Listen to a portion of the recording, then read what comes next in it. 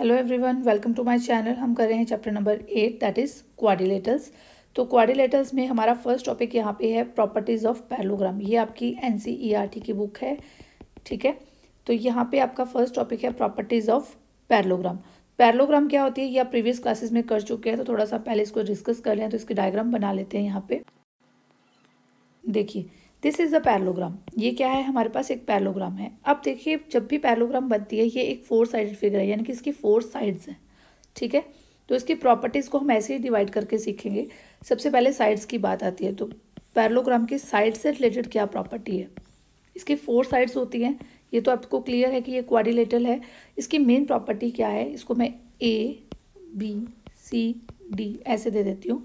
तो पैरेललोग्राम में क्या होता है, ऑपोजिट साइड्स जो होती है, यानी कि यहाँ पे ऑपोजिट साइड क्या है, AB और CD। जो ऑपोजिट साइड्स होती हैं वो इक्वल भी होती हैं और पैरेलल भी होती है। तो साइड्स के रिलेटेड फर्स्ट प्रॉपर्टी क्या हो गई कि जो ऑपोजिट साइड्स हैं, opposite sides are equal and parallel, ठीक है। ये याद रखना है। अब यहाँ पे आपको देख के क्या पता चल रहा है कि AB जो है वो CD के इक्वल भी है और AB जो है वो CD के पैरेलल भी है। जब आपको पैरेलल का साइन लगाना है आपको इस तरह से लगाना है, इक्वल का साइन इस तरह से, ठीक है। तो AB जो है वो CD के इक्वल भी है और AB CD के पैरेलल भी है। सिमिलरली AD जो है वो CD के BC के इक्वल भी है और इसके पैरेलल भी है। तो opposite sides are equal and parallel. Clear, side से रिलेटेड आपको प्रॉपर्टी पता चल गई। देन नेक्स्ट हम देखते हैं कि इसके होते क्या हैं। यहाँ पे एंगल्स होते हैं, यही है, जितनी साइड्स है उतने एंगल्स होते हैं किसी भी फिगर के, क्लोज फिगर के। तो ये 4 एंगल्स हैं, ठीक है। ये जो 4 एंगल्स हैं, इसमें अगर मैं बात करूँ ये ऑपोजिट एंगल्स की, तो इसके ऑपोजिट एंगल्स क्या होते हैं, इक्वल होते हैं। तो अब मैं बात करती हूँ इसके एंगल्स की, ठीक है। तो यहाँ पे क्या आता है कि इसके ऑपोजिट एंगल्स जो हैं वो इक्वल होते हैं। ऑपोजिट एंगल्स आर इक्वल, ठीक है।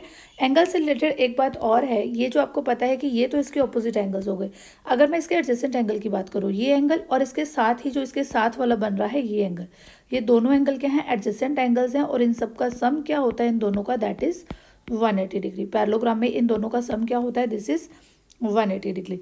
तो हम यहाँ पे लिखेंगे sum of adjacent angles is 180 degree, ठीक है। अब नेक्स्ट प्रॉपर्टी, एंगल से रिलेटेड हमारे पास 2 प्रॉपर्टीज आ गई कि इसके जो ऑपोजिट एंगल्स होते हैं वो क्या होते हैं, इक्वल होते हैं। और इनके जो एडजेसेंट एंगल्स होते हैं इनका सम कितना होता है, 180 डिग्री होता है।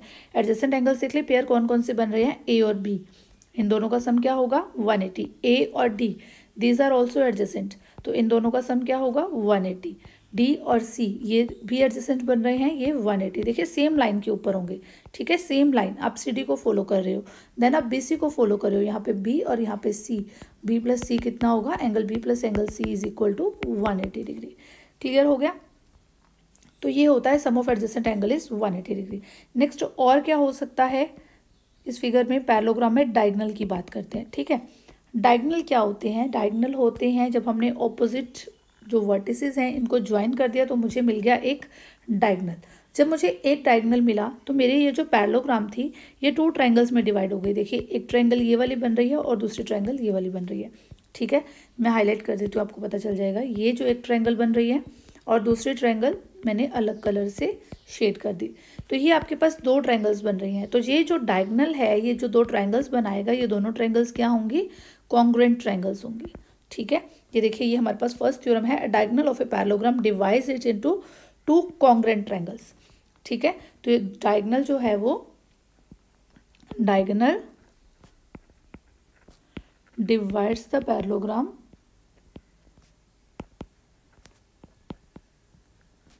इन 2 कॉन्ग्रुएंट ट्रायंगल्स। क्लियर हो गया। अब नेक्स्ट जो हम करेंगे, ये डायगोनल नहीं डिवाइड कर दिया इसको 2 कॉन्ग्रुएंट में।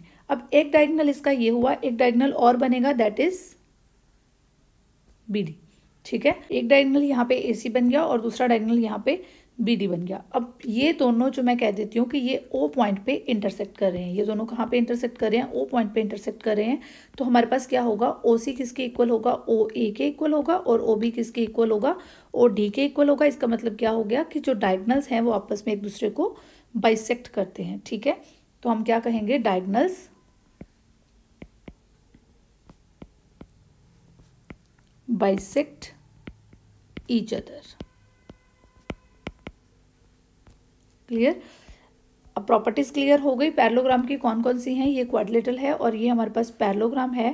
पैरेललोग्राम में साइड के रिलेटेड क्या है? जो ऑपोजिट साइड्स हैं वो पैरेलल भी होंगी और इक्वल भी होंगी। और दूसरी साइड जो अब हम एंगल की बात करते हैं तो एंगल्स में ऑपोजिट एंगल्स जो हैं वो हमारे पास इक्वल होंगे।